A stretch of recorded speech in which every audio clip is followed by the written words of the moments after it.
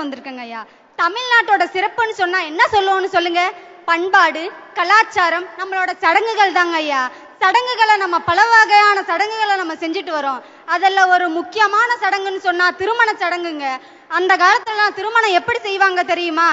சில விளையாட்டுகளை செஞ்சு அந்த விளையாட்டுல வெற்றி பெருக்கவங்க தான் வீர விளையாட்டுகள் செய்வாங்க. அந்த விளையாட்டுகளை வெற்றி பெருக்கவங்களுக்கு தான் பொண்ணே கொடுப்பாங்க. மாப்பிள்ளை வில்ல முறிக்கணும், மாட்டை அணையணும். எங்க ஊர் பக்கம்ல இளவட்ட கல்லுன்னு ஒன்று இருக்கும், அதை தூக்கி போடணும், அப்பதான் பொண்ணு கொடுப்பாங்க. நல்ல வேளை அதெல்லாம் இப்ப இல்ல. இருந்தா எனக்கெல்லாம் கல்யாணம் ஆயிருக்குமா சொல்லுங்க பாப்போம். ஐயா, அது எதுக்காக செய்யறோம் தெரியுங்களா? திருமண வாழ்க்கையில 1000 கஷ்டம் வரும், துன்பம் வரும். அத்தனையும் ஒரு ஆண்மகனானவன் அத்தனையும் பொறுத்து வாழ்க்கையை நடத்துறதுக்கான தைரியம் அவன் கிட்ட இருக்கான்னு பார்க்கிறதுக்காக தான் செஞ்சோம். புலிய வேட்டையாடிட்டு வர ஆணுக்கு தான் தன்னோட பெண்ணையே பரிசா கொடுத்தாங்க. அதனோட அடையாளமா தாலியில அந்த காலத்துல புலியோட பல்லையே கட்டினாங்கங்க. அது மருவி சமையலுக்கு நம்ம பயன்படுத்துற மஞ்சள் கிழங்க கட்டினாங்க. அது எதுக்கு தெரியுங்களா? ஆணுகிட்ட இருக்கிற தொற்று நோய் பெண்ணுக்கும், பெண்ணுகிட்ட இருக்க தொற்று நோய் ஆணுக்கும் பரவாம இருக்கிறதுக்காக தாங்க அந்த மஞ்சள் கிழங்க கட்டினாங்க.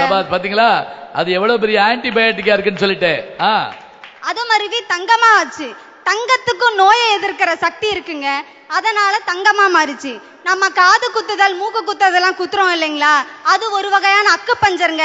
இன்னைக்கு கண்டுபிடிச்ச அக்கு பஞ்சரை நம்ம முன்னோர்கள் அன்னைக்கே கண்டுபிடிச்சிட்டாங்க. அப்ப நம்ம எவ்வளவு பிள்ளையார்கிட்ட போய் நின்று இப்படி காதை பிடிச்சிட்டு உக்கி போடுறோமே, ஏன் தெரியுமா?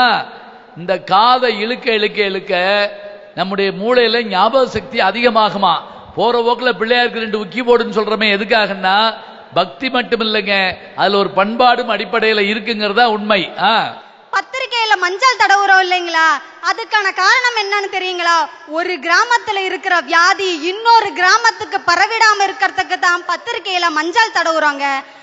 நெத்தியில குங்குமம் வைக்கிறது எதுக்கு தெரியுங்களா?